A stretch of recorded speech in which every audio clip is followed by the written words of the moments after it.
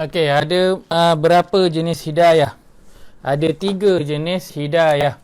Ada 3 jenis hidayah. Yang pertama adalah hidayah yang disebut sebagai umum. Hidayah ataupun petunjuk umum. Ini kita boleh lihat dalam surah 20 ayat 50. Surah Taha. Baik, Allah berfirman, dia, yakni Nabi Musa, menjawab, Tuhan kami, dialah Tuhan yang memberikan bentuk kejadian kepada segala sesuatu, kemudian memberinya petunjuk cara menggunakannya. Baik, ni ikut terjemahan ni. Kalau kita tengok terjemahan Abdul Rahman Basmih, kan, maksud dia Nabi Musa menjawab, Tuhan kami ialah yang telah memberikan kepada tiap-tiap sesuatu kejadian semula jadinya yang sesuai dengannya. Kemudian ia memberi petunjuk kepadanya akan cara menggunakannya. Maka petunjuk ataupun hidayah yang pertama ialah hidayah yang berbentuk umum, iaitu yang Allah berikan kepada setiap makhluk. Allah ciptakan dia dan Allah beri hidayah kepada dia, beri petunjuk. Hidayah dan petunjuk di situ bermaksud bagaimana cara dia nak hidup. Allah berikan, kalau kita manusia, Allah berikan tangan, kan, kita tahu macam mana cara nak guna. Kalau kita tengok kepada bayi lah, kan, baby dia tahu je kalau nak susu kena buat apa, kena menangis, kan. Itu memang fitrah semula jadi. Kita tak payah ajar kepada bayi, semua tahu kalau lapar, nak susu, menangis. Dan ibu pun kalau dengar anak dia menangis, dia tahu dah. Nak cek dua. Yang pertama nak susu. Kalau kata baru lepas susu, maksud dia berak ataupun kencing, dia tak selesa. Dua tu je, kan. Itu adalah hidayah, petunjuk umum yang Allah berikan kepada semua manusia, yang manusia gunakan dan semua makhluk gunakan dalam kehidupan mereka. Macam tu juga binatang, kan, bila lahir tu dia tahu apa nak kena buat pada anak dia. Selalunya binatang kalau baru lahir, dia akan jilat anak dia dulu, bersihkan selaput-selaput tu dulu. Lepas tu dia akan bagi susu dulu. Dia akan tunggu anak dia boleh berdiri, lepas tu dia akan bagi susu dulu, dia akan tunggu. Itu memang orang kata apa, semua binatang tahu macam tu cara dia.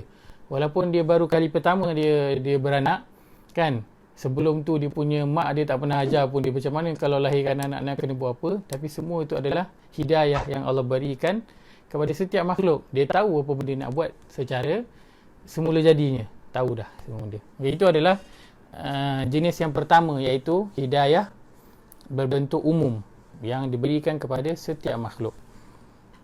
Yang kedua, hidayah yang berbentuk keterangan ataupun bukti.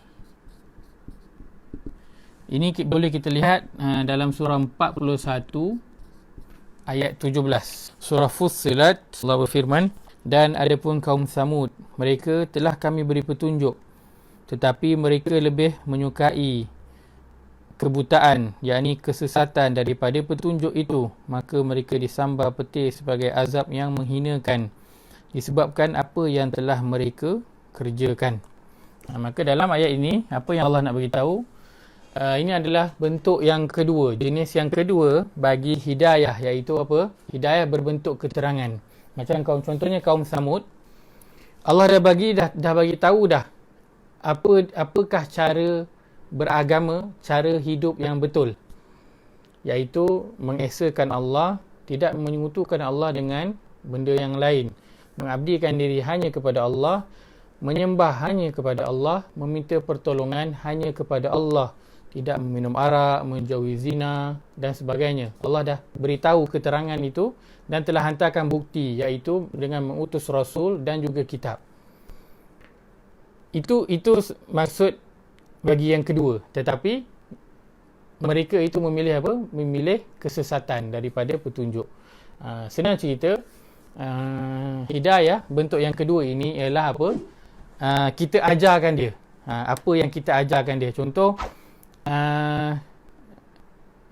anak kita nak pergi sekolah, kan, Kita kata okey, daripada sini jalan straight sampai depan, kat simpang tu belok kanan. Straight lagi sampai simpang depan, belok kiri. Depan tu sikit baru sampai sekolah. Kita dah bagi tunjuk jalan nak ke sekolah. Tetapi selepas itu bergantung kepada anak tu. Dia nak ikut jalan itu ke ataupun dia nak ikut jalan yang lain. Dia nak pergi ke sekolah ke atau dia tak nak pergi ke sekolah. Tapi hidayah itu telah selesai, iaitu bagi tunjuk jalan. Hidayah tunjuk jalan tu dah selesai. Dah bagi tahu dah apa yang betul, apa yang salah, apa yang boleh dan apa yang tak boleh. Lepas tu nak ikut ke tak ikut ke, itu dah tak termasuk dalam urusan kita. Maka itulah dimaksudkan dengan hidayah yang kedua, iaitu keterangan dan bukti. Allah dah bagi apa yang sepatutnya dilakukan, apa yang tak boleh. Allah dah terangkan semua, Allah dah jelaskan semua. Allah dah bagi bukti, Rasul dan juga kitab. Dan sekarang terpulang pada mereka nak ikut ataupun tak ikut. Bahagian hidayah ataupun petunjuk ni dah selesai. Itu adalah hidayah yang ataupun jenis petunjuk yang kedua. Baik, yang ketiga, hidayah petunjuk yang berbentuk taufik. Taufik ni bukanlah nama orang, kan, walaupun kita ada saudara yang bernama Taufik, tapi bukanlah ini yang dimaksudkan dengan taufik. Kita lihat dalam surah 35 ayat 8. Surah Fatir, Allah berfirman, maka apakah patut orang yang dijadikan terasa indah perbuatan buruknya lalu menganggap baik perbuatannya itu? Sesungguhnya Allah menyesatkan siapa yang dikehendaki dan memberi petunjuk kepada siapa yang dia kehendaki. Yang kita nak lihat pada ayat ini ialah fa innallaha yudhillu may yasha wa yahdi may yasha. Itulah yang dimaksudkan dengan hidayah taufik, iaitu Allah dia beri petunjuk kepada siapa yang dia nak dan dia sesatkan siapa yang dia nak. Kita lihat dalam surah 6 125. Surah Al-An'am. Kita ambil ayat yang pertama, yang awal tu je. Allah berfirman, barang siapa yang dikehendaki oleh Allah untuk mendapat hidayah petunjuk, dia akan membukakan dadanya untuk menerima Islam. Maka jenis yang ketiga hidayah, iaitu taufik, itulah hidayah yang mutlak. Hidayah yang membawa seseorang itu kepada Islam. Hidayah yang membawa seseorang itu kepada Allah. Berbeza dengan yang kedua tadi, Allah bagi dia hidayah, bagi dia petunjuk dengan bagi dia keterangan apa yang boleh, dah jelaskan apa yang sepatutnya dia buat, tapi terpulang pada dia nak ikut ke tak ikut. Berbeza dengan yang ketiga itu adalah petunjuk yang hak mutlak Allah, yang Allah pilih siapa yang dia nak bagi, siapa yang dia tak bagi. Siapa yang Allah bagi, maka Allah akan lapangkan diri dia untuk masuk Islam. Allah akan lapangkan diri dia untuk beribadah, mengabdikan diri kepada dia. Maka hidayah yang ketiga ini adalah hidayah yang paling besar, yang kita semua nak dan harapkan adalah hidayah yang ketiga. Kalau kita dapat hidayah yang umum ini, dia tidak memberi apa-apa kesan kepada akhirat kita.